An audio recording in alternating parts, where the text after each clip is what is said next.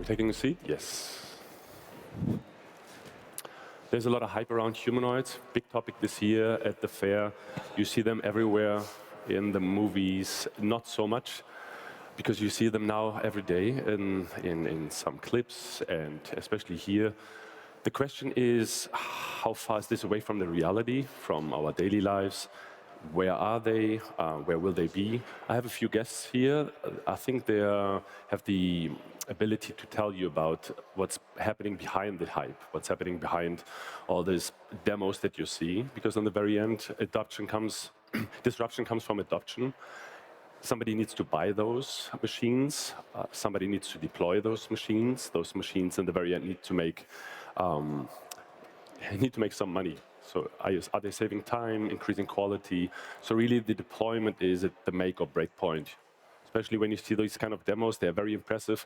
But are these demos really something that is working in the factory, in homes? And here I have a few people that can talk about this. So maybe we can have a very short intro round, and you can tell me, you can tell me what you do and tell them why you're here. Yeah, I will start. Thank you for the invite, Elia. I'm Yannick Jölch, representing Xpeng, and I'm giving you some insights what Xpeng vision is about, because we believe that the standard of technology will be the game changer for the future mobility, and mobility we believe in is going beyond cars. So we're also looking and developing in humanoid robots, but also flying cars. Yeah. Thank you so much. Aris. Hi, Lear. Thanks a lot for bringing me here and letting my opinion be heard. I am Aris. I am the co-founder and CEO of Duatic. Duatic is a company building general-purpose robots. You can see them also as humanoids. We are focusing more into the industrial use cases, and this is the reason why our robots doesn't have legs but have wheels instead. On the upper body, though, they have like a human motion capabilities, so that we can have this one robot for many different use cases. I'm glad to be here, and hopefully I'm going to give you some really insights from real deployments. Thank you so much. Yeah, thanks for the invite. My name is Julian Kramer. I'm head of robotics at the company Xeta. We are a software solution house, so we are usually doing custom software development for our customers. And yeah, we try to go into the robotics field and try to help our customers to bring actually the use cases into the field. Right now, of course, a lot of in the proof of concept phase, but I think we have a really good idea what is possible right now, and yeah, where we need to go. Thank you so much. Thank you very much for the invitation. Nice to see so many people still around here at Bottleneck 5. My name is Jens Hopfgartner, CEO of Trafalgar, an Austrian company. I was working 15 years in industrial automation, special purpose machine building. And what I have sold in the past was machines that work on a 99.x rate of production rate, OEE for the customer. So I know how difficult it is to bring a machine to this output, and now these humanoids should do the feeding, the unfeeding, unloading of this machine. So partnering up with Xeta at the moment, supporting medium and small SMEs to reach this level of automation. Yeah, thank you so much. We don't have too much time, so let's see if we can come up with some Q&A afterwards.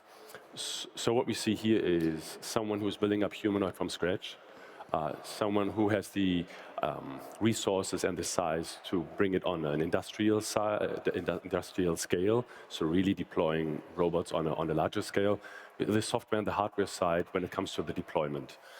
So maybe we start with someone who is building a humanoid. So building something from scratch. You're coming out of academia, and the bridge between academia and industry is always very hard because the circumstances are different. Maybe you can tell me how it is becoming an entrepreneur and then really seeing the differences between being in the lab and now really trying to find some customer, trying to come up with the first use cases, pilots. What are the challenges? What is the biggest surprise for you?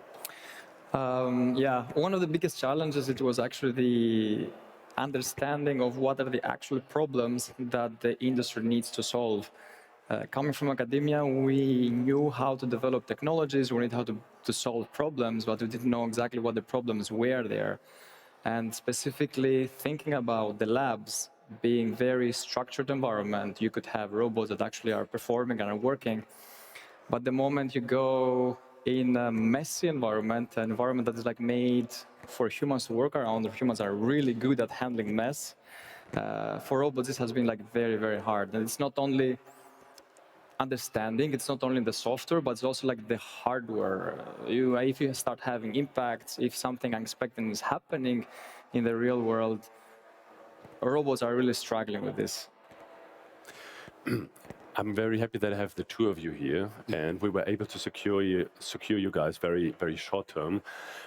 The thing is why I think you guys need to be here is because to tell the reality how it is when it comes to deployment.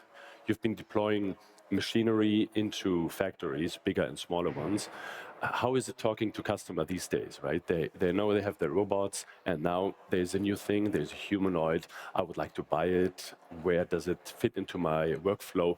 How are these first early questions being answered? Maybe you can tell me, because you're working together as well, how a typical conversation like this would go. Yeah, so maybe starting on the software side, because we are mostly doing the software side. I think, so first of all, we have really high expectations right now, also based on like social media. And having to control these expectations is really hard, and challenging. We really need to find the use cases which work, and which are also feasible right now to do, because we just talked about it. Doing backflips right now is actually easier than doing complex, pin picking or something like that. But that's how we start with the customers and giving them also expectations what the software engineering behind is it, and also we try to give them the idea why the software stack is really changing, or the technology stack is changing, and what capabilities you will need in the future. I mean, capabilities, you just said, a backflip, right? I think there's a saying among roboticists, everything a robot can do is hard for a human, everything that is hard for a human is easy for a robot. I think it's not generally true, but there is some truth to it. You were talking about high expectations. Maybe you tell me about hardware and then integrating that into... Yeah, we see a lot of parallelities to, let's say, 15 years ago when the collaborative robots came to the market. Marketing draw a picture of what they can do, of what they're capable to work with people on site, doing a certain process. And we, as an integrator, came to the customer and said, this is not the whole story. You have a press here, you have a very dangerous thing that the person is doing, and when you just put the robot there, you will still have a fence around it. So this was a lot of explanation for the customer, and this is what we also see here. All this news that is shown shows something that only is in few cases applicable in reality. So you still sometimes need a fence, you still need sometimes a rotor scanner, whatever it is. And this is the moment quite a challenge to explain to the customer where's the boundary, what is still the potential behind it, and yeah, that's what we're facing at the moment. I mean, a lot of things is expectation management, right? Yeah. Really trying to find out where's the customer. Is the customer mature enough? Is there really a use case? Is there a business case? Because they're not necessarily the same. The expectation can be vary in software, hardware, but for a startup, but for a larger company that is presenting the humanoid, and because there's the car already running, what are the expectations from the customer to a larger company when it comes to these kind of technologies? Yeah, so first of all, we want to really have humanoid robots leveraging our whole company and make it more efficient in different scenarios where we would like then to use our humanoid robots in our own showrooms at XPeng, having them to assist, to guide, to provide service. So we having a high standard of expectation for ourselves because we are our own customers in the first place. Of course, we want to use our humanoid robots as well in production line, where we are also our own customers, basically, where we need to grant a great standard in different areas, which are, for example, reliability. And then we also have the vision to bring humanoid robots to everyone's home, which then is a B2C scenario and which needs to fulfill the expectation. And in this case, it is really important for us to humanize our humanoid robot, to give them a positive association to this technology, AI technology, which is embodied and is not so easy, especially in Europe, because a lot of people are questioning it. And we don't want to replace jobs. We want to make life easier, more efficient, and leverage the efficiency in certain ways. So this is a challenge for us as a bigger company, I would say. Yeah. As you're on a smaller scale and you do everything yourself, you experience these kind of problems. Maybe you can tell me what was the most surprising thing, right? We talked about this earlier, when it comes to having the first POCs, and how does that look like, these kind of conversations with the customer? That's a good question. Actually, I was not expecting how much excitement is in the industry. I was not expecting how much open the industry is today, even in Europe, that I've been hearing that this is like very slow and they're not very innovative, etc. From our discussion with actually even big companies, small companies, and we see it also out there, people coming, asking, and they are in some way aware of what robots could do, and they're like really willing to bring this robot inside because there's a need for this. So to me, this was like very surprising. I thought I'm going to be the one trying to sell, trying to convince these companies to actually use the product, but quite the opposite. This is the early stage, but you guys have been in business for a little bit longer period and deploying, right? This is the unsexy part of it, but this is one of the reasons why we have this discussion here. This is the important part, right?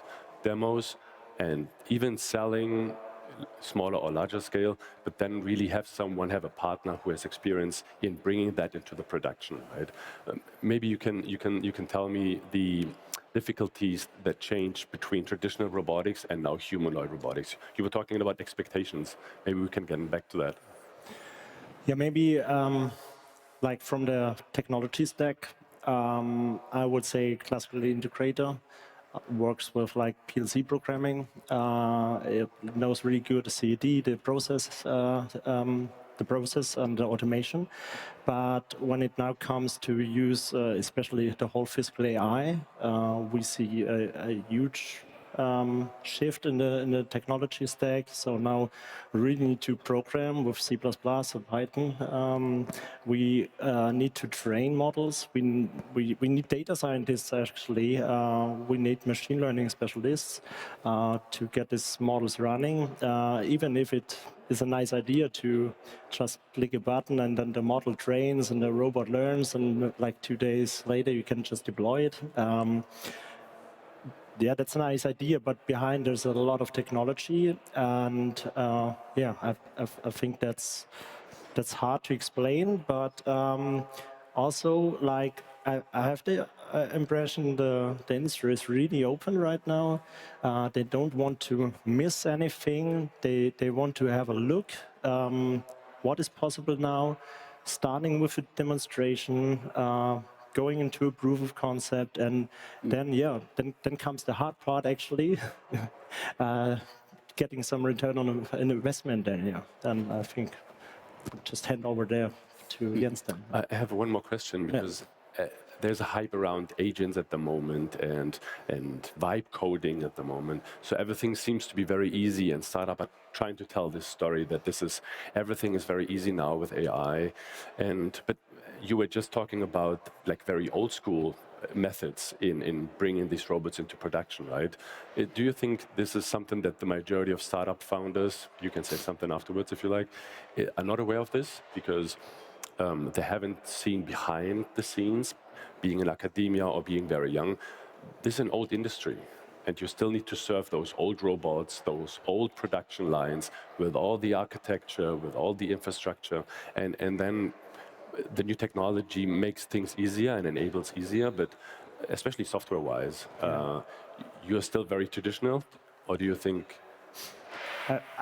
So I think we are a modern company, but also I wouldn't call it old robots because we just, if we talk about automation, we see use cases or processes which are really constant and controllable, and there you will have. You don't need a humanoid there, yeah. You need high repeatability, you need high accuracy, and I think on this side you will maybe get also AI into it and also make it more usable, maybe more adaptable.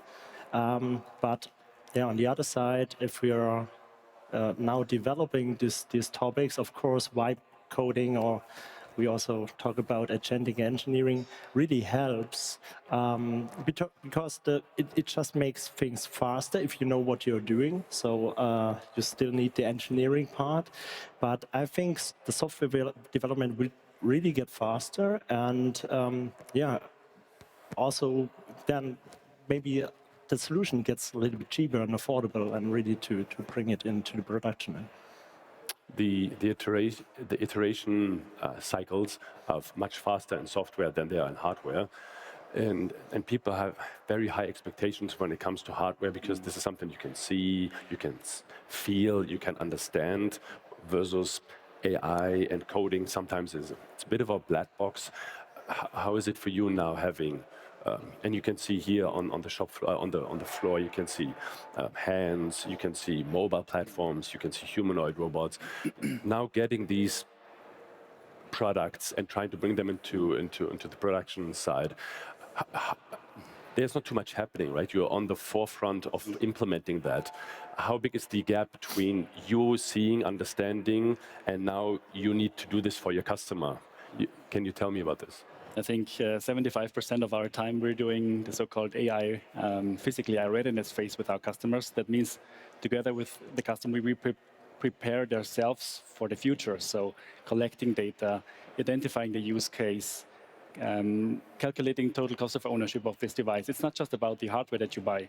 Hardware is maybe 20 to 50% depending on the product that you're delivering. You're delivering a whole turnkey solution in the end, where the robot is moving within the production environment.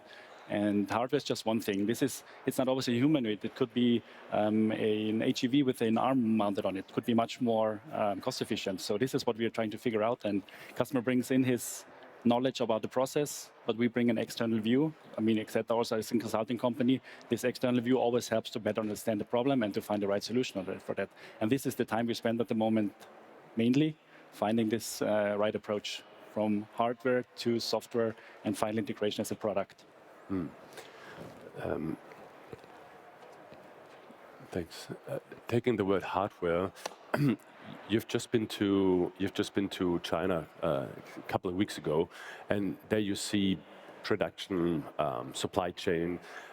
Maybe you can tell me about the differences that you see here and then what you just saw. I mean, I think a lot of people just saw recently the Chancellor had been to China, so it was a big revelation for him. But there are some countries and companies that move a little bit faster and that they actually do something. What was your impression?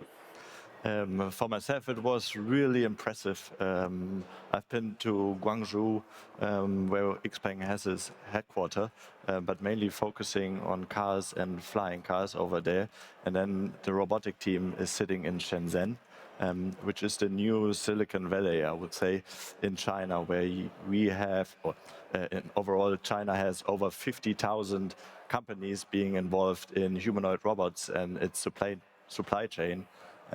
This is something on a big scale, I would say, also compared to Europe, where we probably only... It's off? I have problems. Okay. Maybe we move quickly on. No, I think now it's back again. Yeah, so it is really impressive also compared to Europe, because we on a smaller scale over here, and I've been able to look into the development and production of the humanoid robots at XPeng, even more interesting for me because it was the first time, and it is quite impressive because our humanoid robot has over 82 degrees of freedom. compared to other robots which we see out there, are mainly rotating, where we have linear behavior.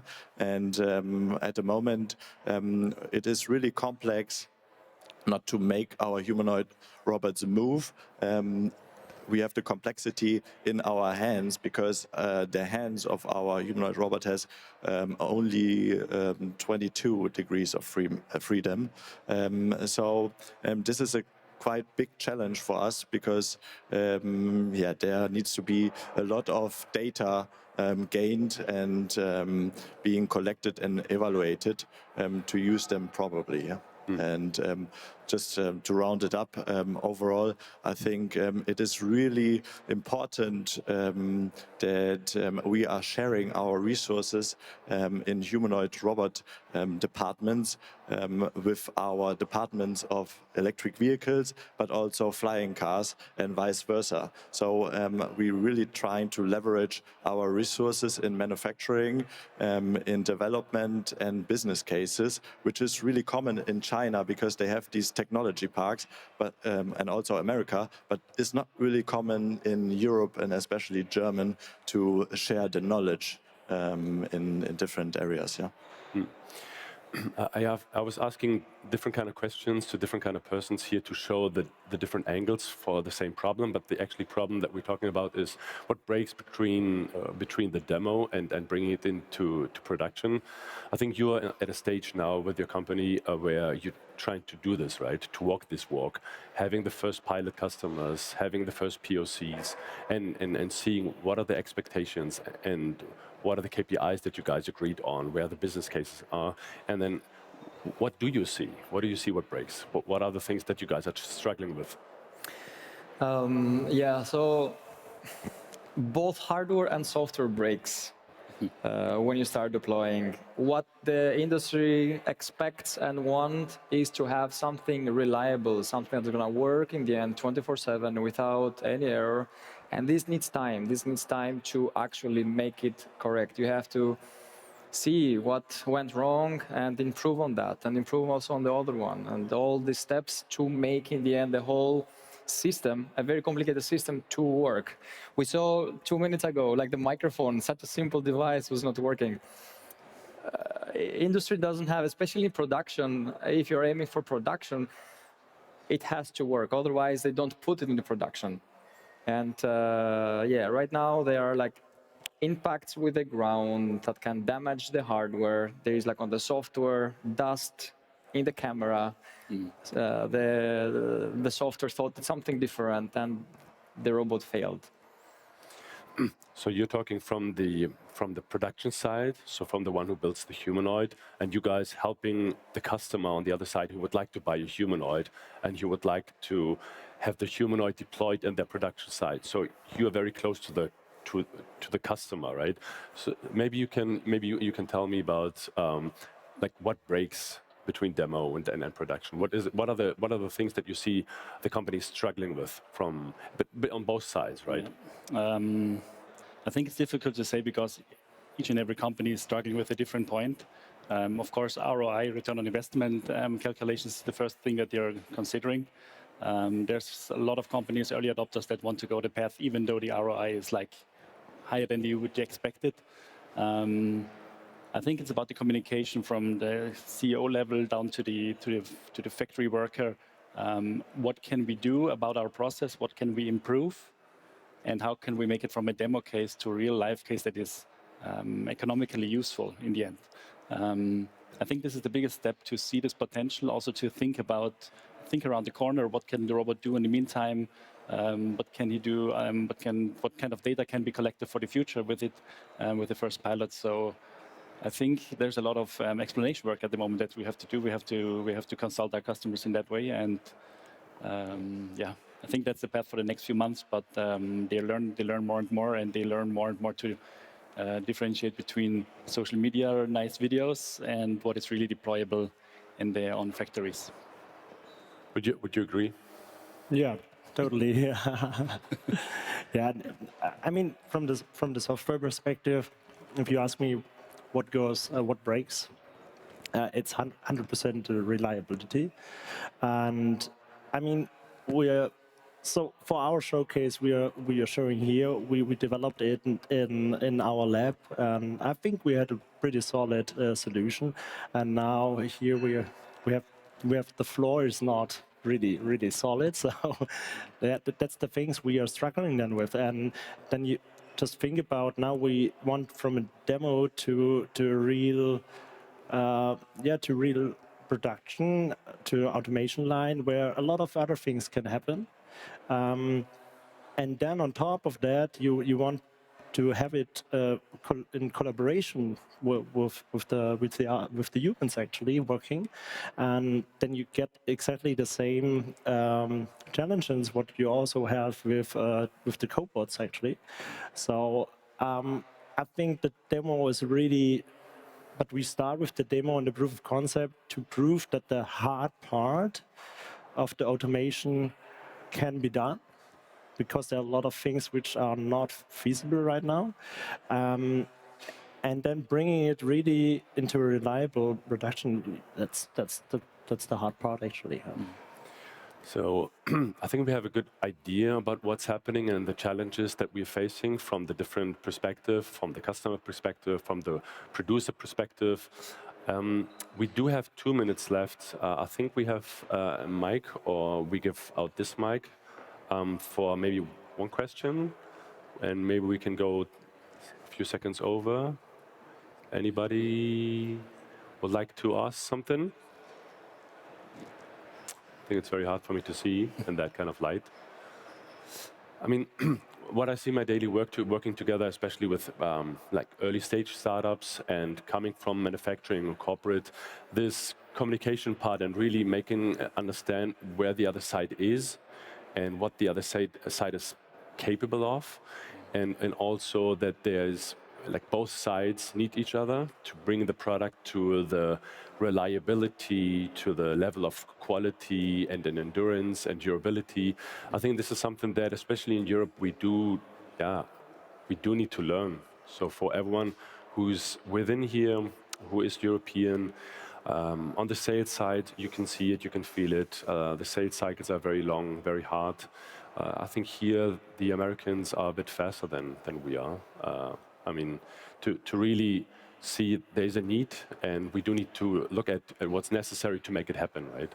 I'm very thankful that you guys took some time, that we were trying to give an idea about the problems in 30 minutes, and I think we are on the edge of seeing more and more. This is the first year that we have the Humanoid Arena here at the Hannover Messe, and would most likely, hopefully, not be the last time. And I hope you enjoy this. If you have any questions afterwards, I didn't want to ask them here in public. I think we have a few more minutes over there where you can come to us. Thank you so much, and enjoy the rest of the Hannover Fair. Thank you so much, guys.